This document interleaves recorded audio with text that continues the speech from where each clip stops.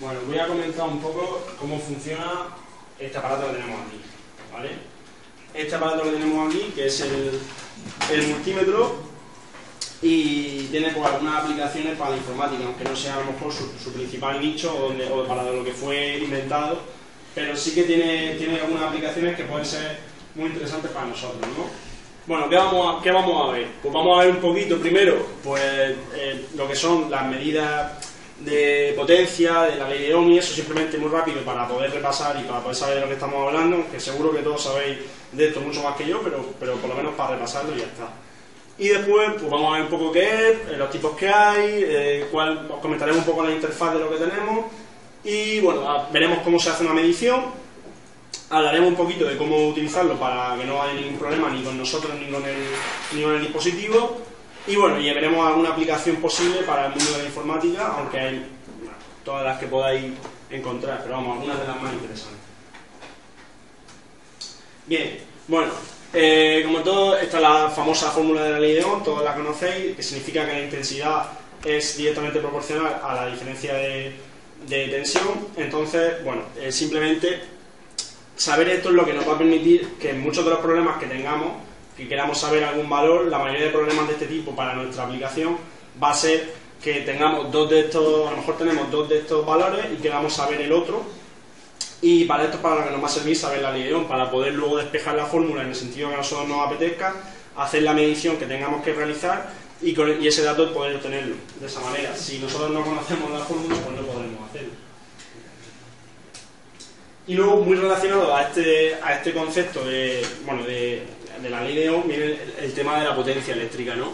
Que al final es una medida de energía en relación a un tiempo determinado, ¿vale? Esto es lo que siempre nosotros a lo mejor vemos en los dispositivos, como esto tiene los vatios que sea, ¿no? Entonces esa potencia eléctrica la podremos calcular nosotros muchas veces en base a este dispositivo.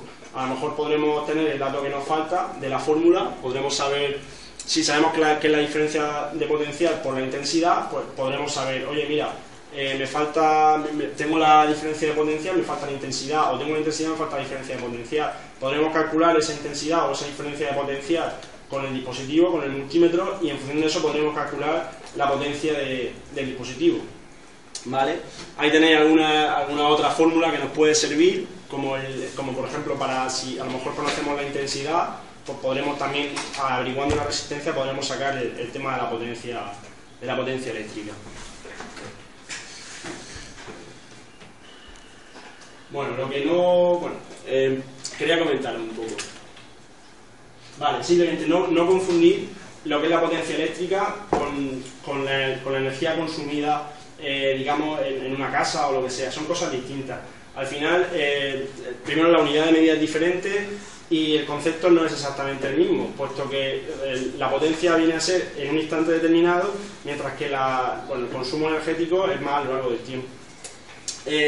Bueno, simplemente a modo de que no nos confundamos y para que podamos estar hablando siempre de lo mismo y tener una base científica y poder expresarnos correctamente y entendernos, tenemos aquí una serie de unidades de medida que son las que nos van a permitir expresarnos. Por un lado, la tensión, que va en voltios, como sabéis, la intensidad de corriente, que va en amperios, la resistencia, que va en ohmios, el tiempo, que va en segundos o en horas, dependiendo de lo que nos interese, y luego lo que comentaba antes de la potencia eléctrica y de la energía consumida. La potencia eléctrica, como hemos comentado, va en vatios y se representa con la letra W, mientras que la energía consumida pues lo mediremos en kilovatios hora. Entonces, claro, es lo que comentaba antes, al final una cosa nos lleva a la otra. Si nosotros tenemos la capacidad de saber, a lo mejor nos falta la intensidad o nos falta la resistencia y podemos hacer la medición de esa intensidad o de esa resistencia, podremos de esa forma calcular la potencia y de esa forma podremos obtener también un poco el consumo, que nos puede ser interesante a la hora de, a lo mejor hay algunos dispositivos como el propio ordenador o lo que sea, que nos interesa saber, oye, ¿y esto qué me puede a mí consumir? ¿Qué me va a repercutir luego a la hora de la factura de la luz, ¿no? Pues ese tipo de información sí se puede saber pues, con una sencilla fórmula y utilizando el multímetro. Y bueno, una vez que ya hemos comentado un poco pues, lo que es a grandes rasgos lo que puede ser un poco la física que va por debajo del dispositivo. Tampoco me voy a meter en exceso en cómo funciona por dentro, puesto que ya tendríamos que meternos en temas de electricidad electrónica, que creo que no son interesantes para vosotros. Entonces, el multímetro no es más que un instrumento de medida que me sirve para medir diferentes cosas y bueno, y que entonces al final, ¿qué voy a poder medir con esto? Pues voy a poder medir muchas cosas dependiendo de lo caro que sea el dispositivo, dependiendo de lo bueno que sea el dispositivo. En este que tengo yo aquí, es el de la foto y es que seguramente tendréis en los talleres, porque este lo cogí del taller, o sea que podéis medir tanto diferencia de potencia como podéis medir intensidad como resistencia. Incluso hay, ahora lo comentaré, pero hay para medir temas de transistores, ¿vale? Hay para hacer mediciones con transistores y también hay una medida de continuidad. Ahora lo veremos más detenidamente, pero al final es, como veis, un aparato muy completo que en realidad por poco dinero nos va a permitir hacer muchos experimentos que nos pueden ser muy útiles. Bueno, lo que comentaba, pues que también tienen diferentes escalas y magnitudes. ¿Qué quiero decir con esto? Pues que dependiendo de la magnitud que yo quiera medir, pues voy a tener que poner el multímetro en una escala o en otra. Ahora en verdad hay dispositivos que son más modernos, que son más nuevos, que son mejores y que llevan una cosa que se llama autorrango, que me van a permitir simplemente poner el dispositivo en la unidad que quiero medir y automáticamente él mismo se va a autoajustar. Pero en un dispositivo más básico, más modesto, como este que tengo yo aquí, va a ser necesario poner la escala adecuada, poner el instrumento en la posición correcta para poder hacer la medición. Si no, pues, o la medición no va a ser lo suficientemente precisa, o por el contrario podemos incluso estropear el dispositivo con el que estamos funcionando.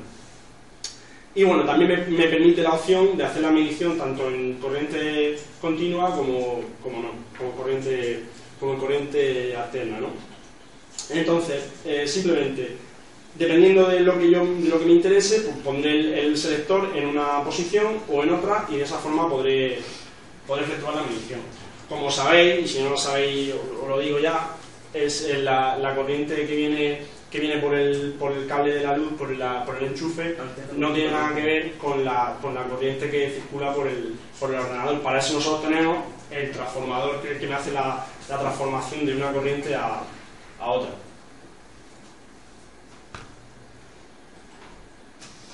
Bueno, tipos de multímetros que tenemos. Pues tenemos el multímetro analógico y el multímetro digital.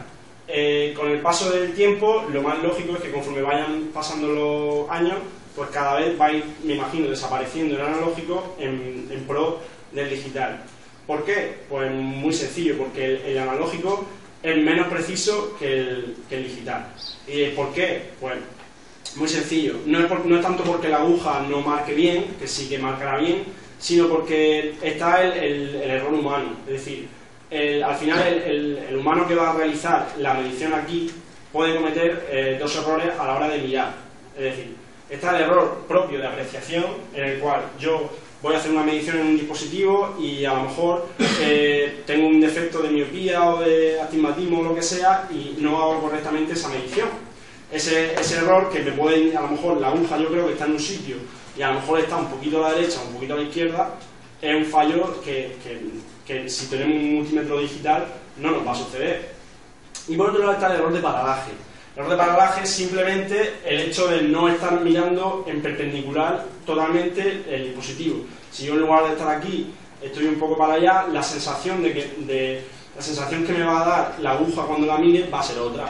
Esto, por ejemplo, yo lo comparo pues desde cuando uno va a la balanza a pesarse y ve a lo mejor un peso que, dependiendo de si cambia el peso a un pie o a otro, va a haber la aguja en un sitio o en otro, o incluso simplemente, por ejemplo, cuando estás en el coche y ves el nivel de gasolina, no es lo mismo la persona que está conduciendo, que ve un nivel de gasolina, que el que está de copiloto, que por tener otro ángulo de visión va a ver la gasolina en otro nivel distinto.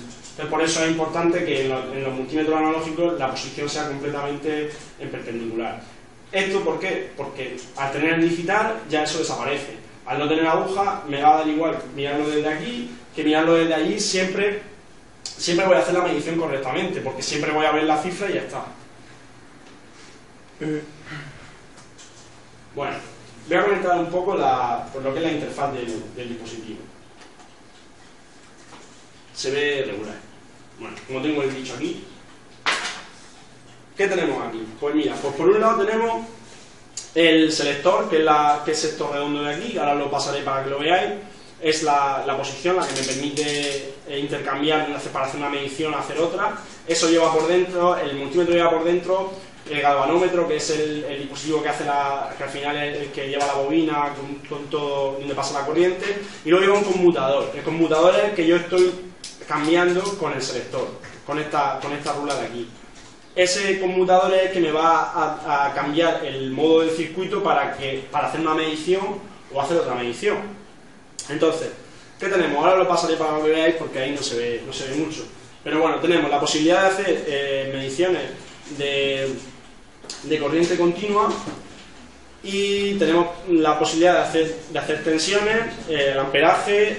Esto es lo que he comentado está aquí, que es lo de los transistores. Luego tenemos toda la medida de resistencia que aparece aquí. Voy a ver si lo puedo poner un poco más grande. Nosotros como lo tenemos aquí delante lo vemos bien. Mira. Vale, puedes editarlo, puedes editar la imagen. Editar la imagen. Botón derecho, propiedades. ¿Se deja? No me sale. No, está en PDF. Esa es. Dale, vamos a verlo. No, porque no sale como imagen. Ahí, tócalo. Botón derecho. Cambiar la intensidad de la luz. ¿Formato de imagen? Sí, ahí te va a decir. Brillo, ahí lo tienes. Dale más brillo. Visualiza cómo se ha quedado. No, se ve todo blanco. Sí. Ahora. No, es que tanto brillo no. No. Ahí, Mira, parece que se ve mejor. si mueves la ventana un poquillo a la derecha y lo ves. Sí, vamos a ver. No, hace mucho. Sí, así se ve mejor si quieres. Bueno, si lo podéis ver. Ahí. Sí, Sí. así lo dejamos un momento. Bueno, os comento. Nada, lo que decía. Tenemos la posición del sonido, donde ¿qué es lo que me va a hacer el sonido? La continuidad. Ahora veremos lo que es la continuidad, pero para eso, para lo que sirve. Luego tenemos toda la parte de resistencia, y luego toda la parte de diferencia de potencial. Y nada, luego tenemos el botón del hold. El botón del hold es el típico botón de hold de todos los dispositivos, donde yo hago una medición y lo que quiero es que en la pantalla me permanezca en la medición que estoy haciendo, que está oscilando. Por ejemplo, si quiero anotarla en un papel o en una hoja de cálculo o lo que sea, y quiero que esa medición esté fija para poder anotarla yo, aunque el dispositivo siga funcionando, pero me va a dejar esa marca ahí hasta que yo vuelva a pulsar el botón del hold, que está bien. Y luego el otro botón, que es el de la luz. El botón que hay aquí a la derecha es el de la luz, que simplemente lo que hace es que me da un poco de luz hasta que me hace un poquito de luz y luego desaparece la luz, y a mí me sirve a lo mejor para ver lo que está escrito mejor. Tampoco le veo mucha utilidad, la verdad. Y luego las tres clavijas de abajo, ¿vale? En las tres clavijas de abajo colocaremos el cable negro y el rojo. El negro y el rojo. Entonces, el negro siempre irá a tierra. Siempre irá a tierra. Donde pone COM de común. Y luego el rojo es el que tendré que poner en una de estas dos posiciones, ¿vale? La posición de la izquierda se usa para grandes intensidades, con lo cual a nosotros no nos va a interesar en principio para temas de informática utilizar esa clavija, con lo cual siempre haremos nuestras mediciones generalmente con la clavija de la derecha. Joder. Bien. ¿Cómo vamos a realizar las mediciones? Pues es importante saberlo. Simplemente vamos a hacer la medición de intensidad, es la que vamos a hacer en serie con el circuito. Las demás las vamos a hacer en paralelo, en principio, las más sencillas. ¿Esto por qué? Pues, ¿por qué es importante saber esto? Puesto que la intensidad es lo más difícil de medir, porque voy a tener que interferir o interrumpir el circuito, colocar el tester, el multímetro, lo voy a tener que colocar en serie con el circuito, y eso no es sencillo, a no ser que tenga el dispositivo. Venden dispositivos aparte que sirven para hacer la interconexión. Pero en principio, si no dispongo de ese dispositivo, voy a tener que entrar en el circuito para poder hacer eso. Eso al final son problemas. Con lo cual, lo más sencillo, o siempre que podáis hacer una medición alternativa a la de intensidad, es mejor que hagáis una medición alternativa, que puede ser la resistencia, voltaje o lo que sea, ¿no? Como comentaba ahí. Bueno, posibles medidas de seguridad que nos van a venir bien a la hora de efectuar las mediciones. Una cosa muy tonta es que si queremos que la pila del multímetro pues nos dure y además no queremos que haya ningún problema a la hora de transportarlo, para que no haga mediciones que no debe por el camino ni nada de eso, no se pueda estropear ni nada, tendremos que dejarlo en off. Es una chorrada, pero hay que hacerlo, ¿vale? Es decir, solamente vamos a cambiar el selector de posición cuando realmente vayamos a hacer la medición. Luego, otra cosa muy importante, el tema de la escala. Es decir, estos multímetros que van con escala, como comentaba anteriormente, al final me van a permitir medir magnitudes muy diferentes. ¿Cómo se hace esto para no equivocarnos? Pues cuando yo no sé muy bien la magnitud que voy a medir, el tamaño de la magnitud que voy a medir, voy a ir de la más grande a la más pequeña. Porque si yo me voy a la más grande, lo peor que me puede pasar es que no tenga precisión. Entonces yo llegaré, iré, veré y diré, ostras, yo esperaba que aquí hubiera unos 5 voltios y me está marcando una medición que no tiene nada que ver. Pues entonces eso es porque a lo mejor la escala que estoy utilizando no es la correcta. Entonces, en función de eso, voy a ir descendiendo el selector hasta la posición donde ya me marque una medida precisa.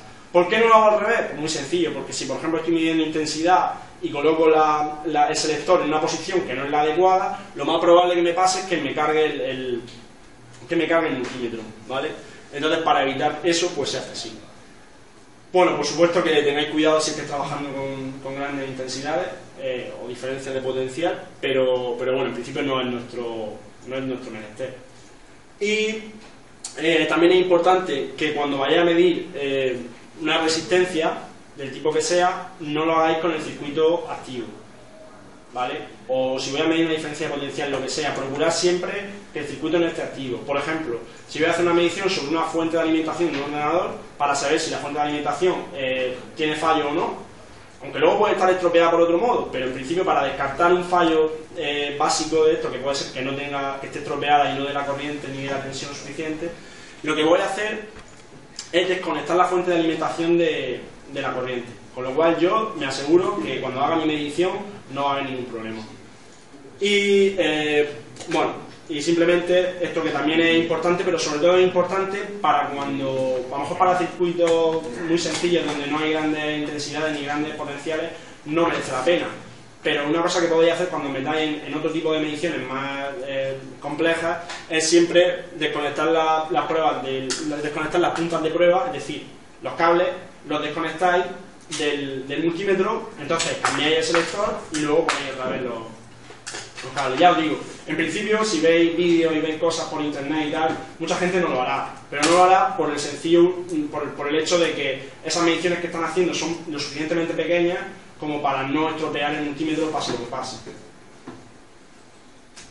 Y luego, bueno, lo que comentaba, que es lo que he dicho, ¿no? Primero se coloca el selector en la posición adecuada, después se conectan las puntas de prueba y luego al revés, justo al contrario, es decir, sería el último que llega, el primero que sale. Como la pinza del coche. Exactamente, igual. Y entonces, bueno, este dibujo que es muy chorra, pero que está bien, es decir, cuando vayáis a hacer la medición, veréis vídeos en los cuales se saltan esto, porque la medición es muy pequeña, pero no cojáis de aquí, o sea, parece de cajón, ¿no? Coged del mango que está para eso, ¿no? Bueno, y ahora lo que voy a hacer es poneros algún ejemplillo de cosas que podéis hacer con esto relacionadas con el tema de la informática. ¿Qué os puedo...? Bueno, no he comentado, ahora que me acuerdo, no he comentado lo de la continuidad. Lo de la continuidad es simplemente para saber si en un circuito, o sea, si en un cable, por ejemplo, está pasando corriente o no. Entonces, dependiendo de si está pasando corriente o no, me pitará o no me pitará. Si me pita, entonces está pasando corriente, con lo cual el circuito en principio, ese cable en principio, funciona correctamente. Si no me pita, entonces probablemente es porque no está llegando corriente y entonces tengo un problema. A lo mejor el cable no está conectado. Vale. Dicho esto, voy a poner algún vídeo. Yo creo que están puestos más o menos por interesantes, o sea que voy a empezar por el primero, que es un poco para comentar el tema de la fuente de alimentación, para que veáis qué tipo de medición se puede hacer con la fuente de alimentación.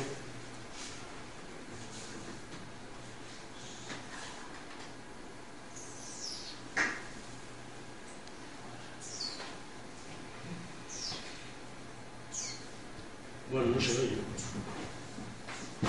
Aquí no traduce por ahí.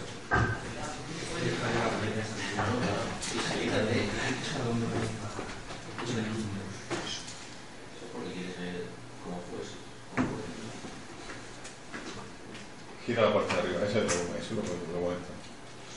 Pero tiene un interruptor al altavoz grande, ¿no?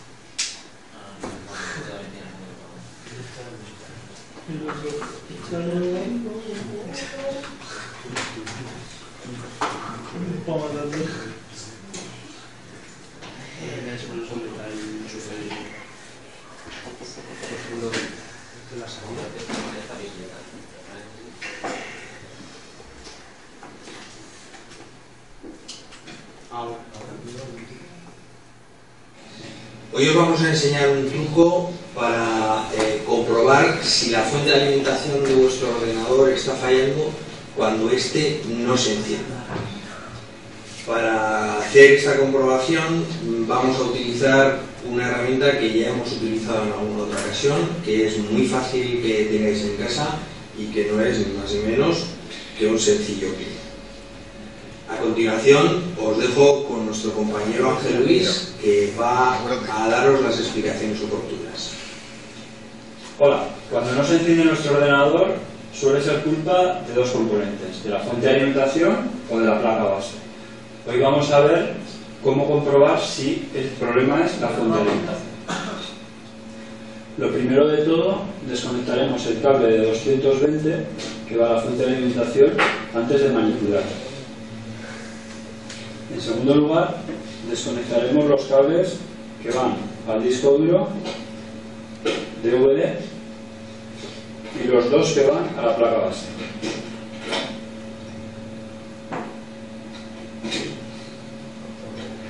Una vez está todo desconectado, procederemos a intentar encender la fuente de alimentación. Para encender la fuente de alimentación manualmente, desdoblaremos un clip y uniremos el cable verde con cualquier número. Si oímos el ventilador de la fuente de alimentación, eso quiere decir que funciona, por lo que la culpa será de algún otro componente. Para el que disponga del polímetro también podrá hacer la siguiente prueba. Con el cable rojo y el cable negro, si medimos, tendremos 5 voltios cuando la fuente de alimentación esté encendida. Probamos. Verde y negro, cortocircuitamos. Y ahí vemos que se ha encendido el ventilador de la fuente de alimentación y marca correctamente. Para no interferir. Por lo que nuestra fuente funciona. Antes de encender la fuente de alimentación manualmente, volvemos a conectar la fuente de alimentación a 220. Esperamos que os haya sido de utilidad y os esperamos en el próximo truco. Hasta luego.